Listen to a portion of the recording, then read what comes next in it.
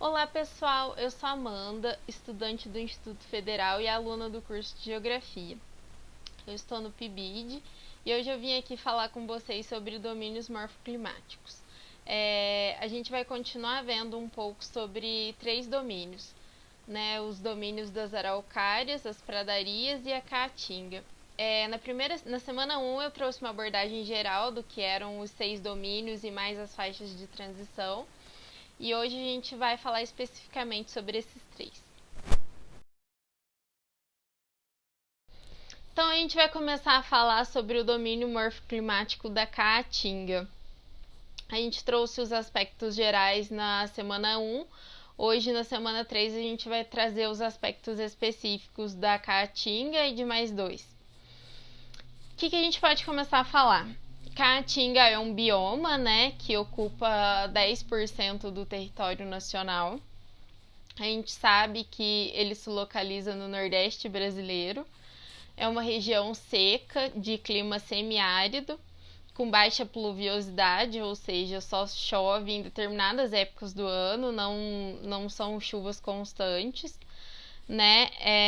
A formação vegetal, não sei se vocês se lembram dos vídeos passados, a formação vegetal é uma formação vegetal bem parecida com a vegetação da savana, né? A gente encontra ali o xeroformismo, que são as plantas, os arbustos baixos, né? E eles são secos, mas eles retêm água dentro deles, por conta da baixa umidade ambiente, né? Para ele não perder água para o meio externo. São os cactos, né? Os mandacarus. A gente vê que a cultura popular da Caatinga ela é muito rica, né? Quando a gente está estudando literatura brasileira, se a gente for ler Graciliano Ramos com Vidas Secas, ou então o Sertão Veredas do Guimarães Rosa, a gente vê falando especificamente sobre o que é a Caatinga e o que são os sertões, né? Os sertões nordestinos. Claro que a gente também tem que saber o que é estereótipo, o que aconteceu ao longo da história, o que realmente se consiste a história desse povo agora. A gente vê que é uma área que teve muito êxodo rural, né, por conta das condições climáticas do local. Não é um local tão propício e tão rico na agricultura. Ele é mais fortemente explorado na pecuária e também na indústria de carvão. A gente pode falar também que o solo é um solo pedregoso, um solo seco. A gente pode destacar o relevo, né, que é um relevo mais baixo e com algumas depressões, mas a gente encontra aí áreas de planalto também. Outra coisa importante para destacar é a hidrografia do local, né? Os rios, eles não são perenes, né? Eles são intermitentes, né? Eles secam em alguns períodos do ano. O único rio perene é o Rio São Francisco, né? Que ele não percorre o Nordeste inteiro, mas ele é uma bacia hidrográfica muito importante para essa região da Caatinga. Esses foram alguns aspectos desse bioma e desse domínio morfoclimático que a gente viu, né? A Caatinga ela é um bioma que leva o nome do domínio morfoclimático daquela região do Nordeste. E agora a gente vai falar sobre o domínio das araucárias.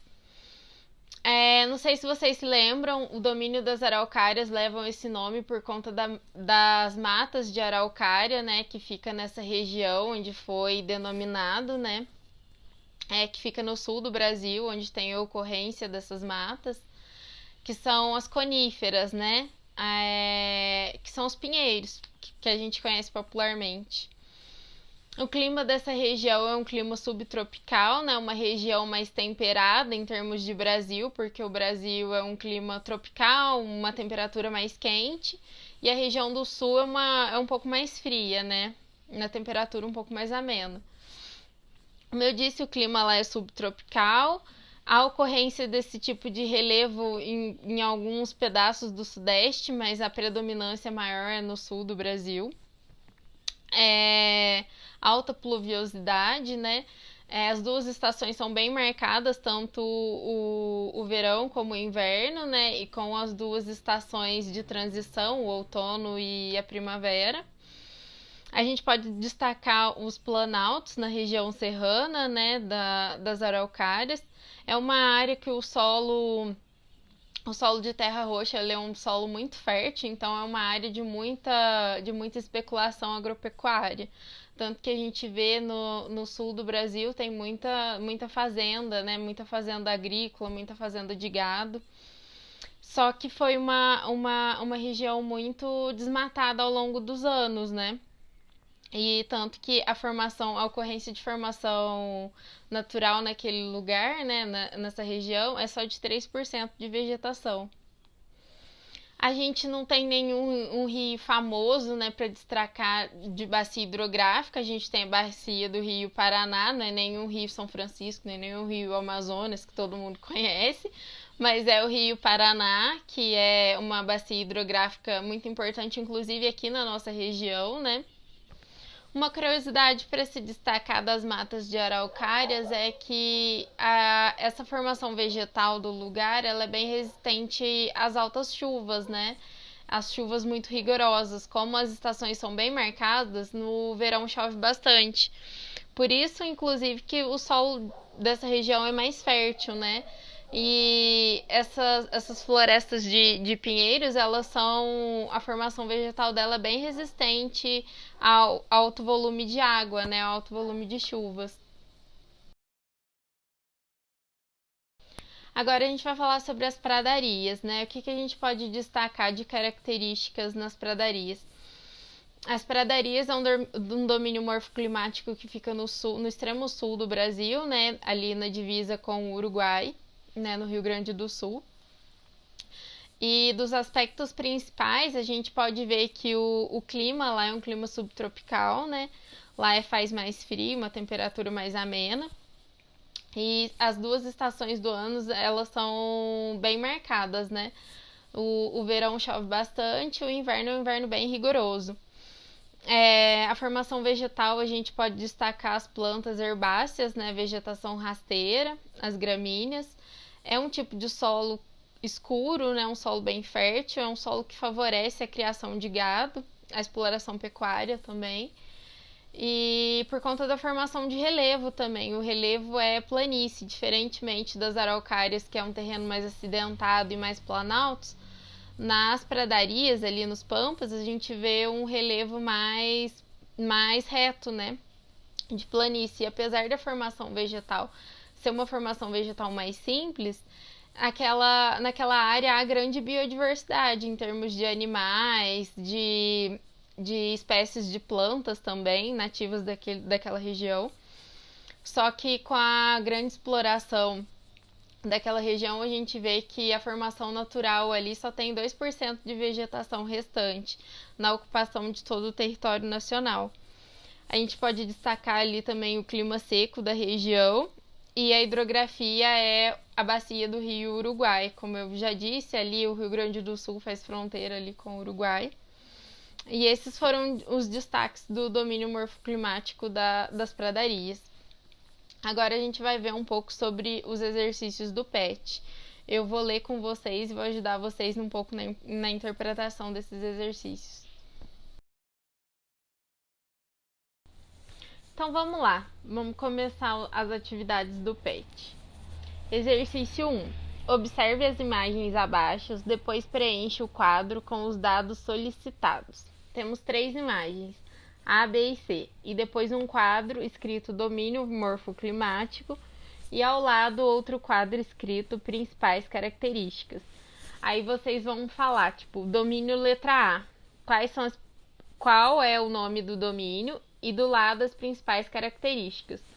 Vamos supor que fosse cerrado, aí vocês escreveriam lá, cerrado, principais características, chove o ano inteiro, bacia hidrográfica, tal.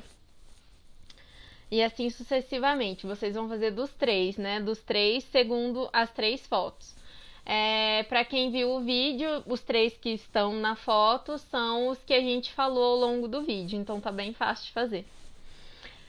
Número 2. Julgue as sentenças a seguir em verdadeiras ou falsas. Letra A. O domínio das caatingas, localizado predominantemente na região sudeste do Brasil, possui características específicas que distinguem grandemente dos demais domínios. Letra B. O nome Caatinga deriva da língua indígena tupi e significa mata branca, em função do aspecto que a mata adquire quando perde as folhas no período de estiagem, seca. Letra C. No processo de produção dos espaços geográficos, a ocupação da região sul, o domínio morfoclimático das araucárias, sobretudo sua vegetação, foi intensamente modificado. Letra D. O relevo morfoclimático das pradarias apresenta uma topografia relativamente suave, com o predomínio de coxilhas, colinas onduladas. Grande parte dos problemas ambientais estão relacionados à prática da pecuária recente na região. A número 2, ela vai falar, o enunciado de todas elas vai falar um pouquinho sobre o que está escrito, a definição de cada domínio morfoclimático que está aí no PET, é só vocês lerem, que vocês vão saber responder. Às vezes, quando a afirmação for falsa, na verdade ela vai ter um errinho ou outro. Basicamente, está escrito quase a mesma coisa do que nos textinhos que está lá no PET. E algumas coisas a gente comentou ao longo do vídeo aqui. Vamos para o número 3 agora. Analise a letra da música Asa Branca de Luiz Gonzaga e Humberto Teixeira e responda as questões a seguir. A música Asa Branca, vocês já devem ter ouvido, todo mundo acho que já ouviu. Como eu disse, a cultura na região da Caatinga, no sertão, é uma cultura muito rica, né? E depois de a gente ler a música, a gente vai responder as questões que seguem. Letra A. O domínio morfoclimático brasileiro descrito pela canção acima é Mata dos Cocais, Caatingas, pradarias ou cerrados? Eu acho que já tá bem claro qual o domínio que vai ser aí, né? Eu já meio que respondi. Letra B. Qual é o tema abordado nessa canção? A gente vê aqui que a canção aqui no começo, quando olhei a terra ardendo, ela destaca um pouco sobre cada coisa. Ela destaca um pouco sobre as altas temperaturas, ela destaca um pouco sobre a seca no sertão. E assim vai indo ao longo da canção. Aí a gente vai ver as coisas que ela destaca e vai comentar aqui na letra B. Letra C. Quais os trechos da música abordam característica do domínio morfoclimático assinalado?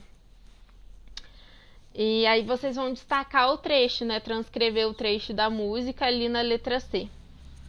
Letra D. As situações descritas na canção correspondem à realidade de todo o Nordeste brasileiro? Justifique. Como a gente conversou no vídeo, a gente tem que saber distinguir um pouco o que é estereótipo, o que é cada região do Nordeste. Claro que o litoral nordestino não vão ter as mesmas condições morfoclimáticas ali de onde é a Caatinga, né? Vai ter ali uma faixa de transição. Então, a gente vai ter que saber distinguir o que é o que para responder a letra D. Bom, foi esse o vídeo, espero que vocês tenham gostado e tenham entendido um pouco mais sobre cada domínio morfoclimático que a gente falou aqui hoje. Até o próximo vídeo.